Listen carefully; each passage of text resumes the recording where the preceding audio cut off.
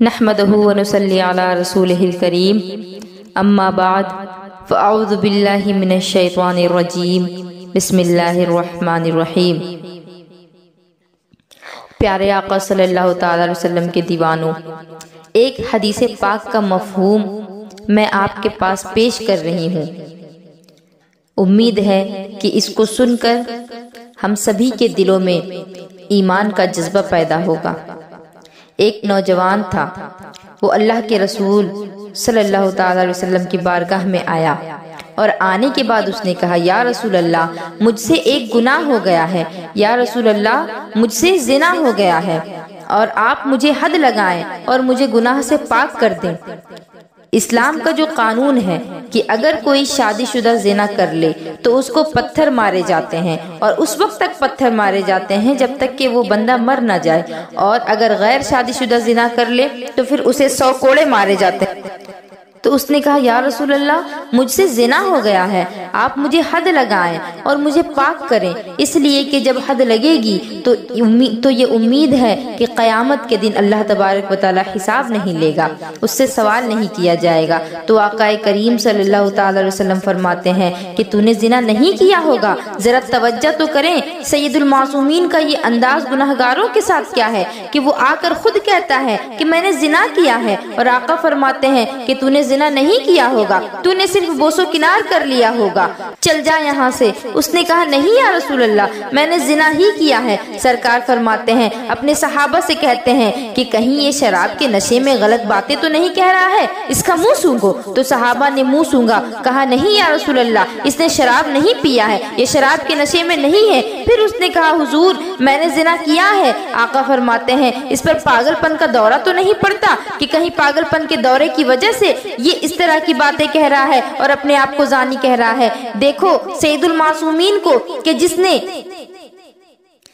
جس سے خدا کی ذات تک نہ چھپی، وہ گناہگاروں کے ساتھ کیسے حسن ظن کی دعوت دے رہے ہیں۔ وہ اقرار پہ اقرار کر رہا ہے اور حضور اس پر پردے پہ پردے ڈالے چلے جا رہے ہیں۔ جب وہ 4 بار اقرار کر چکا تو میرے رسول کا 5واں فرمان یہ تھا کہ اے اللہ کے بندے، ٹھیک ہے تو نے زنا کر ہی لیا تھا، لیکن اگر اللہ نے چھپا دیا تھا تو تو چھپا ہی رہنے دیتا، تجھے بولنا نہیں چاہیے تھا۔ مطلب یہ ہے کہ اگر گناہ ہو جائے اور اللہ اس پر پردہ ڈال دے تو پھر توبہ کر لینا چاہیے، کسی کو بتانا نہیں چاہیے، اپنے گناہ پر کسی کو گواہ نہیں بتانا چاہیے۔ لیکن یہاں تو حال یہ ہے کہ دوستوں سے شیئر کرتے ہیں، میں نے یہ کہا، میں نے یہ کیا، میں نے یہ گناہ کیا، اعلان کرتے ہیں کہ گناہ کا اعلان کرنا بھی گناہ ہے، اس کا اظہار کرنا بھی گناہ ہے۔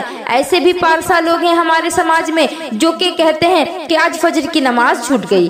ارے چھوٹ گئی تھی تو پڑھ لیا ہوتا، اعلان کر کے اس گناہ کو دوبارہ کرنے کی کیا ضرورت تھی؟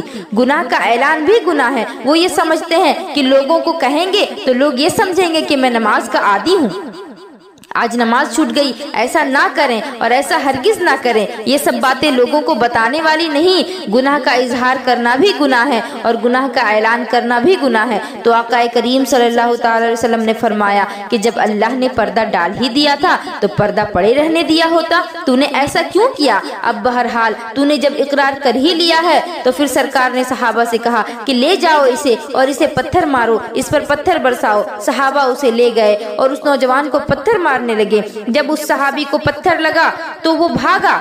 اللہ کے حبیب صلی اللہ تعالی علیہ وسلم کے صحابہ نے اسے پتھر مارا، اور جب وہ بھاگنے لگا تو پھر اس کے پیچھے بھاگے اور اس کے پیچھے بھاگ کر کے پھر اس کو مارا۔ اور جب حضور صلی اللہ تعالی علیہ وسلم کی بارگاہ میں حاضر ہوئے تو حضور علیہ الصلوۃ والسلام نے دیکھا کہ ایک صحابی کے دامن میں خون کے کچھ قطرے لگے ہوئے تھے۔ تو میرے سرکار نے پہچان لیا کہ یہ اسی کے خون کے قطرے ہوں گے کہ جس شخص نے زنا کیا تھا۔ پھر میرے آقا صلی اللہ تعالی علیہ وسلم نے فرمایا کہ میرا وہ فلاں کیا ہوا، میرے اس فلاں کا کیا ہوا۔ میرے آقا صلی اللہ تعالی وسلم کی محبت دیکھیے گناہگاروں کے ساتھ کہ بندے نے گناہ کیا اور گناہ سے جب توبہ کی تو میرے آقا کی محبت اس سے دیکھیے کہ گنہگار کو جب سنگسار کر کے لوگ واپس آ رہے ہیں تو سرکار اس کی خبر لے رہے ہیں، اس کی حالت پوچھ رہے ہیں۔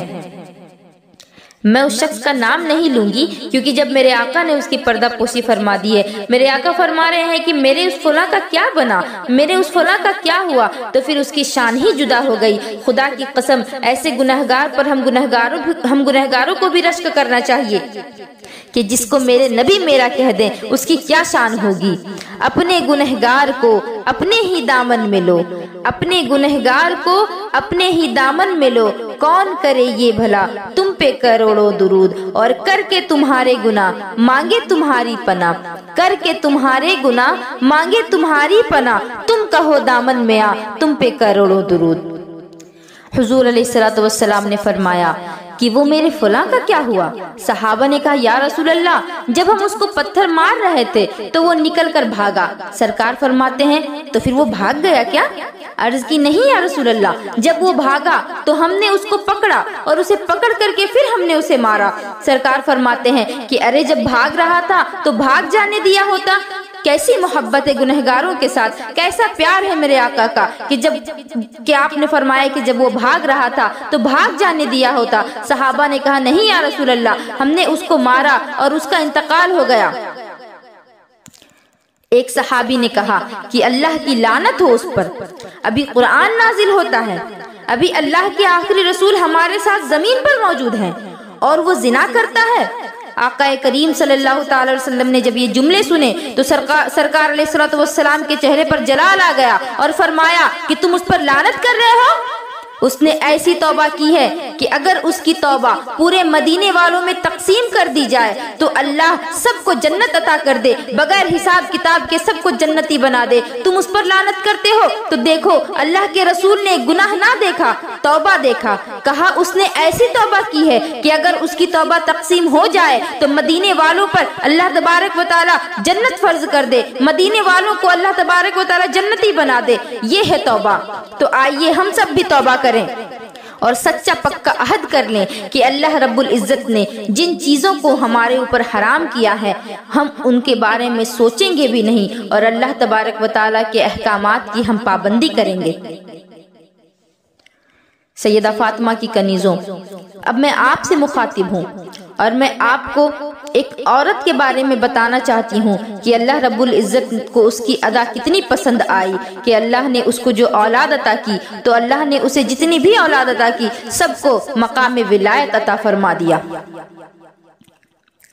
सरकार गौसे आजम फरमाते हैं कि बनी इसराइल में एक शख्स था जो बहुत बड़ा इबादत गुजार था, जो कभी भी अपने इबादत खाने से बाहर नहीं निकला, हर वक्त अल्लाह की इबादत किया करता था। लेकिन अल्लाह की खुफिया तदबीर से हमें हमेशा डरते रहना चाहिए कि न जाने अल्लाह की कब क्या मर्जी हो, कब क्या मशीयत हो और अल्लाह कब किसके साथ क्या करे। तो एक दिन वो शख्स अपने घर से बाहर निकला। जब वो अपने घर से बाहर निकलता है तो उसने एक फाहिशा औरत को देखा जो कि अपने घर के दरवाजे पर बैठी हुई थी और बहुत बन संवर के बैठी थी और वो इतनी खूबसूरत थी कि उसको देख करके लोग उसके पास खिंचे चले जाते थे। अल्लाह रब्बुल इज्जत ने उसे गजब की खूबसूरती अता की थी। वो औरत जिना के लिए अपने जिस्म को बेचा करती थी और उसकी कीमत उसने 10 सोने के सिक्के कर रखे थे। जब उस नौजवान आबिद ने उस औरत को देखा तो उसके दिल में भी ख्याल आया और वो उस औरत के पास गया और उससे पूछता है कि तुम्हारी कीमत क्या है। वो औरत उन्हें कहती है कि मेरी कीमत 10 सोने के सिक्के हैं। वो आबिद अपने घर जाते हैं और अपने घर का सारा साजो सामान ले जाकर बेच देते हैं और बेचने के बाद पैसे जमा करके उस औरत के पास आते हैं। उस औरत के पास जब वो आते हैं तो उस औरत के घर में एक सोने का बेड भी लगा हुआ था जिस पर वो लोगों से जिना करवाया करती थी। यहाँ मुझे एक हदीस याद आ रही है कि हर रात एक घड़ी ऐसी आती है जिस वक्त अल्लाह रब्बुल इज्जत हर किसी की दुआ कबूल फरमाता है, अपने हर गुनहगार बंदे की दुआ कबूल फरमाता है। मगर उस वक्त भी 2 लोग ऐसे हैं, ऐसी महरूमी है उनकी किस्मत में कि उस वक्त भी 2 लोगों की दुआएं अल्लाह कबूल नहीं करता। एक वो औरत जो पैसे लेकर के जिना करवाती हो और दूसरा वो मर्द जो जुल्मन लोगों से टैक्स लिया करता हो। تو وہ عورت تھی جو سونے کے 10 سکے لے کر لوگوں سے زنا کروایا کرتی تھی، اپنے جسم کو بیچا کرتی تھی۔ وہ عابد اس کے پاس گیا، پیسے لے کر کے ابھی اس کے پاس پہنچا ہی تھا، ابھی اس کے کمرے میں داخل ہوا، اس کے دل میں خوف الہی پیدا ہو گیا، اللہ کے ڈر نے اس کے دل میں انگڑائی لی، اس کے دل نے پیچ و تاب کھایا اور اسے کہنے لگا کہ آج تو گناہ کر لے گا، لیکن کل قیامت کے دن اللہ کو کیا جواب دے گا۔ اس عابد کی آنکھوں میں آنسو آ گئے اور اس نے کہا کہ میرا یہ مال تیرے لیے حلال ہے، تو اسے رکھ لے، بس مجھے یہاں سے چلا جانے دے۔ عورت نے کہا کہ تجھے کیا ہوا، تو یہاں سے کیوں جا رہا ہے؟ عابد نے کہا کہ مجھے اللہ کا خوف ہو رہا ہے کہ آج تو میں لذت کے لیے گناہ کر لوں گا، لیکن قیامت کے دن میں اللہ کو کیا منہ دکھاؤں گا، میں اللہ سے کیا کہوں گا۔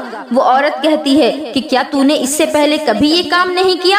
اس مرد نے کہا کہ نہیں، میں نے آج سے پہلے کبھی ایسا کام نہیں کیا، بس تو مجھے یہاں سے چلا جانے دے۔ وہ عورت اسے جانے دیتی ہے اور جب وہ چلا جاتا ہے تو اس عورت کے دل میں بھی یہ خیال آتا ہے کہ اس مرد نے جب پہلی مرتبہ زنا کا خیال کیا اور اس کے دل میں اللہ کا ڈر پیدا ہو گیا، اور اس قدر وہ ڈر اس کے دل میں ڈر پیدا ہوا کہ وہ اپنے گھر واپس چلا گیا، تو میں نے تو جب سے ہوش سنبھالا میں تو زنا ہی کرتے چلی آئی ہوں، نہ جانے قیامت کے دن میرا کیا حال ہوگا۔ جب وہ ایک مرتبہ کرنے سے ڈر رہا ہے تو میں تو ہزاروں مرتبہ کر چکی ہوں، اللہ میرے ساتھ کیا حساب کرے گا۔ وہ اس نیت سے گھر سے نکلتی ہے کہ اس نیک مرد کے ہاتھ پر توبہ کروں گی اور اس سے کہوں گی کہ تو مجھ سے نکاح کر لے، اور لوگوں سے اس کے گھر کا پتہ پوچھتی ہے۔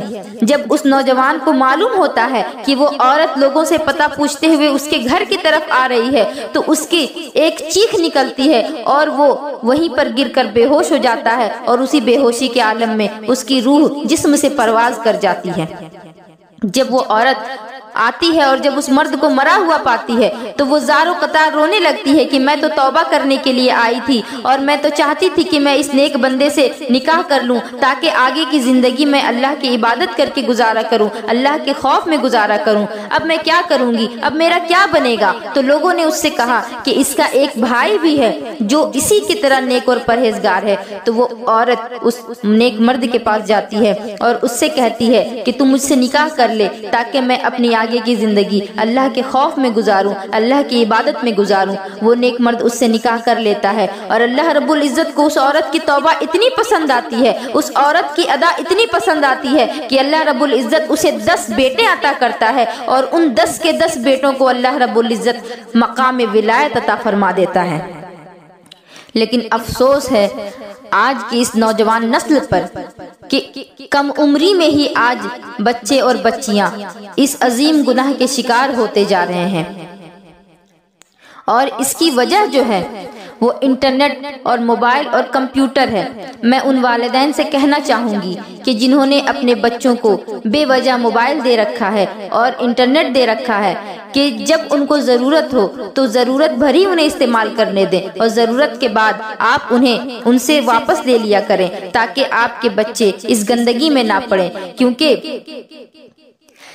گناہ کرتے وقت بندے کو لذت تو معلوم ہوتی ہے، لذت تو محسوس ہوتی ہے، لیکن کل قیامت کے دن جب اللہ رب العزت قیامت کے دن جہنم میں ڈالے گا اور اس گناہ کی بنیاد پر بندوں کو سزا دے گا تو بندوں کے اندر اتنی قوت اور اتنی قوت برداشت نہیں کہ بندے اللہ کے عذاب کو برداشت کر سکیں۔ لہٰذا میں کہنا چاہوں گی کہ اس طرح کے گناہ سے اور ہر چھوٹے بڑے گناہ سے ہمیں اللہ رب العزت کی پناہ مانگنی چاہیے اور اپنے بچوں کو اور اپنے معاشرے کو اس طرح کی گندگی سے بچائے رکھنا چاہیے۔ وما علینا الا البلاغ۔ السلام علیکم ورحمۃ اللہ وبرکاتہ۔